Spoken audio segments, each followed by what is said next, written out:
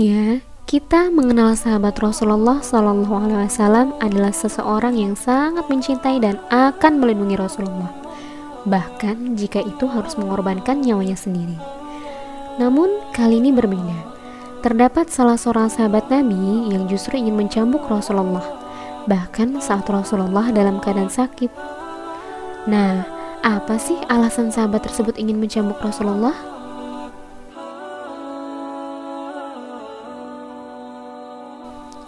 Suatu hari, Rasulullah SAW yang sudah lama sakit memiliki firasat akan segera bertemu dengan Allah Subhanahu wa Ta'ala. Rasulullah bertanya kepada seluruh sahabat yang berada di masjid, apakah Rasulullah memiliki hutang yang harus dilunasi. Tidak ada satupun sahabat yang menjawab, hingga Rasulullah bertanya sampai yang ketiga kalinya. Hingga kemudian, seorang pemuda pun dengan suara tegas menjawabnya. Dia bernama Ukasyah. Wahai Rasulullah, sesungguhnya dahulu saat perang Uhud, engkau memukulkan cambuk ke bagian belakang kuda. Namun, cambuk itu tidak mengenai kuda, akan tetapi mengenaiku. Apakah menurut engkau itu adalah hutang? Tanya Ukasyah. Rasulullah pun menjawab dengan pasti. Ya Ukasyah, lalu apa yang kau pinta? Dengan berani dan tanpa rasa bersalah, Ukasyah pun menjawab, aku ingin melakukannya juga padamu. Para sahabat mendengar hal itu kaget dan memarahi Ukasyah.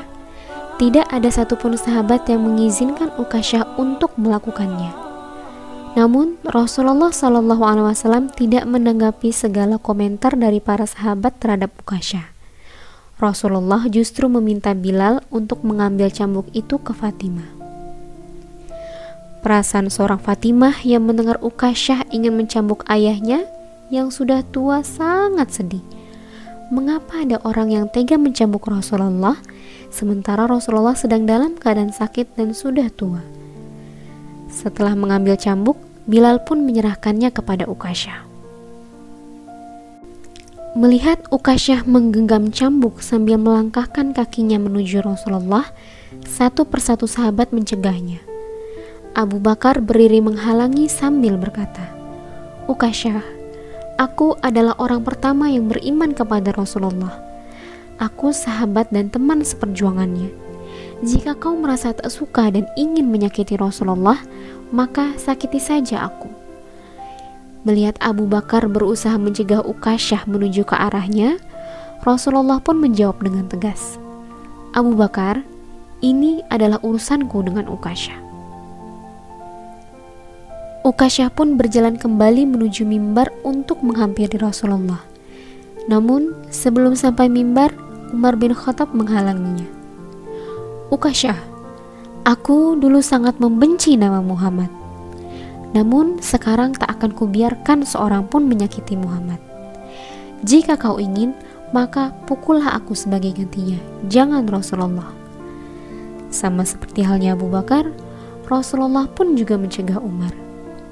Wahai Umar, ini urusanku dengan Ukasyah. Ukasyah berjalan kembali dan hampir mendekati mimbar Rasulullah. Ali bin Abi Thalib maju dan menghalanginya. Ukasyah, aku menantu sekaligus pupu Rasulullah. Darah yang sama mengalir padaku. Maka, jika engkau hendak menyakitinya, sakiti saja aku, jangan Rasulullah. Melihat hal itu, Rasulullah pun kembali mencegah Ali. Ali, ini urusanku dengan Ukasyah. Tidak hanya sahabat, saat Ukasyah sudah berada di depan mimbar Rasulullah, cucu-cucu Rasulullah, Hasan dan Husain pun turut mencegah Ukasyah. Wahai paman, kasihanilah kakek kami. Kakek sudah tua dan sedang sakit. Jika paman ingin memukulnya, pukullah kami saja. Dengan lembut Rasulullah mencegahnya. Wahai cucu-cucuku, ini urusan kakek dengan paman Ukasyah. Kini, Ukasyah sudah berhadapan dengan Rasulullah. Dengan tegas, Ukasyah berkata, "Wahai Rasulullah, bagaimana aku bisa memukulmu, sedangkan engkau di atas dan aku di bawah? Turunlah." Tidak sampai di sana, setelah Rasulullah SAW turun, Ukasyah pun berkata lagi, "Dulu engkau memukulku saat aku tak memakai pakaian bagian atas. Aku ingin engkau melakukannya juga." Rasulullah membuka baju bagian atasnya dan terdapat beberapa batu yang diikat di bagian perut beliau, tanda beliau sedang menahan lapar. Gemetar menahan tangis, Ukasyah membuang cambuk di tangannya dan langsung menghambur ke dalam pelukan Rasulullah. "Sungguh, siapa yang begitu tega ingin menyakiti manusia mulia seperti engkau ya Rasulullah? Aku melakukan ini karena tahu bahwa tubuhmu tak akan pernah tersentuh oleh api neraka. Sedangkan aku ingin tubuhku juga terselamatkan dari api neraka. Aku tak akan bisa lagi bertemu denganmu ya Rasulullah. Maka demi bisa memeluk tubuhmu, aku melakukan ini. Maafkanlah aku wahai Rasulullah." Seketika seluruh sahabat yang berada di dalam masjid pun menangis melihat peristiwa tersebut. Alhamdulillahirabbil alamin. Dalam kisah ini banyak sekali pelajaran yang bisa kita ambil. Salah satunya bentuk pengorbanan para sahabat yang rela mengorbankan nyawanya demi keselamatan Rasulullah.